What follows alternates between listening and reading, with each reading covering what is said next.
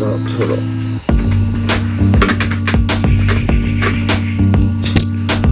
Good morning বন্ধু বান্ধৱীসকল পুনৰাই আপোনালোকক নতুন এটা ভিডিঅ'লৈ স্বাগতম জনাইছোঁ। আজি বুধবাৰ নে মংগলবাৰ একদম পাহৰি গৈছোঁ।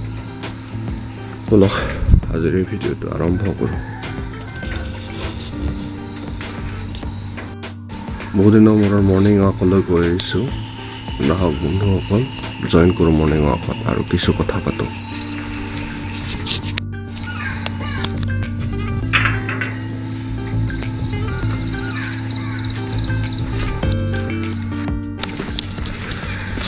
পোহৰ কম, দেখাটো ভাল নহয়, মানুহটো মুখো ধোৱা নাই, গতিকে পোহৰ চোহৰ নোহোৱাৰ কাৰণে একদম বেয়া দেখিব পাৰে ভিডিঅ'টো।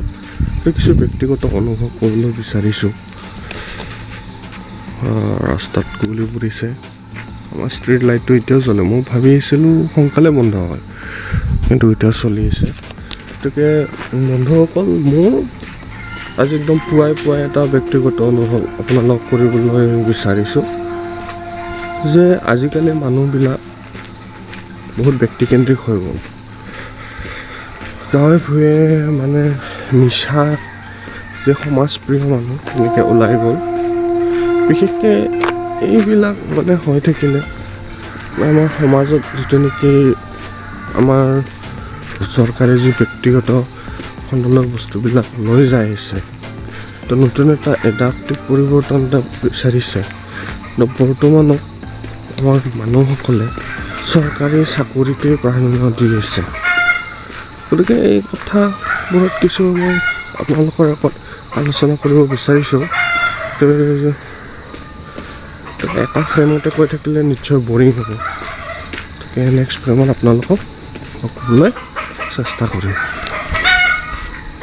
এইটো বন্ধ হৈ গৈছে। আহক ভিডিঅ'টো আগলৈ লৈ যাওঁ।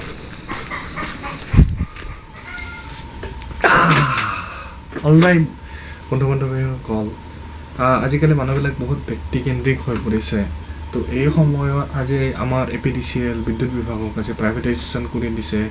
লাহে লাহে বীমা আমাৰ প্ৰাইভেটাইজেশ্যনত যাব খুজিছে, বেংক আজি প্ৰাইভেটাইজেশ্যনত যাব খুজিছে।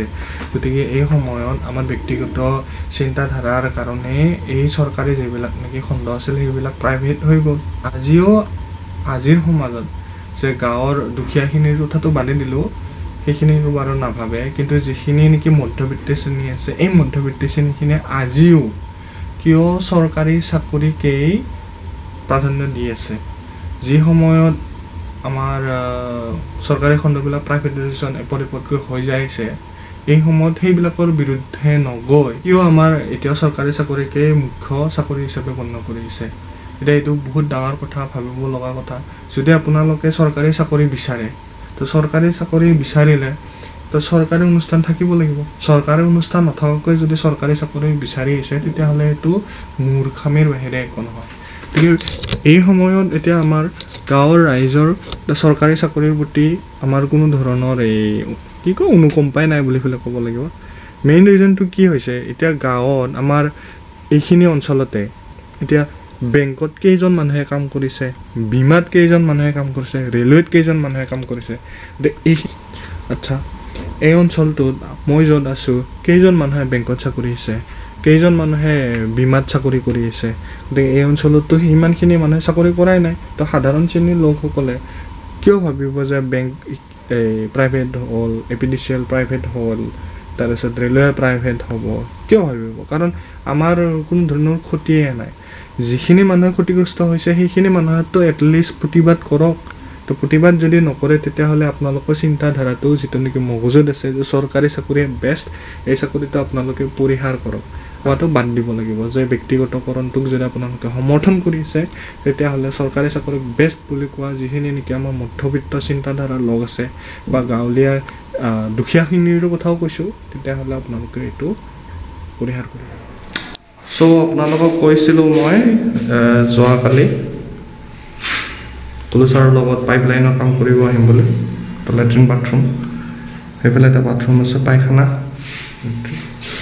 জোখ মাখ কৰাৰ পিছত এনেকৈ মেচিনেৰে কটা হয়। মেচিনেৰে কাটোতে বহুত সাৱধান হ'ব লাগে। প্ৰফেশ্যনেলবিলাকেহে এইবোৰ কাম কৰিবলৈ, ঘৰত আপোনালোকে নকৰিব। মেচিনেৰে কাটি উঠাৰ পিছত এনেদৰে মেচিনেৰে আমি গুচাওঁ খুব প্ৰফেশ্যনেলি।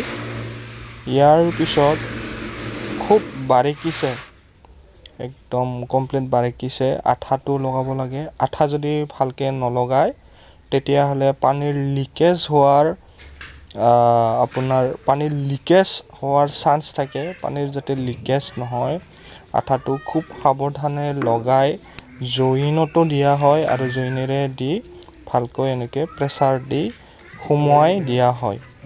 ইয়াৰ পিছত কামটো হৈছে আপোনাৰ আমাৰ যিটো নেকি পানীৰ টেপ আছে, পানীৰ টেপৰ লেভেল চোৱা।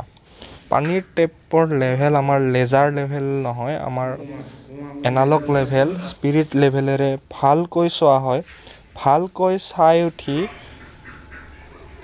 ইয়াত যিবিলাক আমি গুণা বান্ধো, এইবিলাক আমি গুণাৰে বান্ধো আৰু গুণা বান্ধাৰ পিছত আমি যি মছলা 3 একৰ মছলা আমি ব্যৱহাৰ কৰোঁ। মছলা কেনেকৈ দিয়া হয় সেয়া আপোনালোকক দেখুৱাবলৈ আমি চেষ্টা কৰিছোঁ। মছলা দিয়াৰ আগতে এনেকৈ আমি ইটাৰ টুকুৰাৰে পাইপডাল ফচাই দিওঁ। যেতিয়া ইটাৰ টুকুৰা নাথাকিলে গুণাৰে আমি বান্ধি দিওঁ বা গুণা নাথাকিলে ইটাৰ টুকুৰাৰে দিওঁ। এনেকৈ আমি মছলাবিলাক দি দিওঁ। মানে thank you for watching short and simple blog.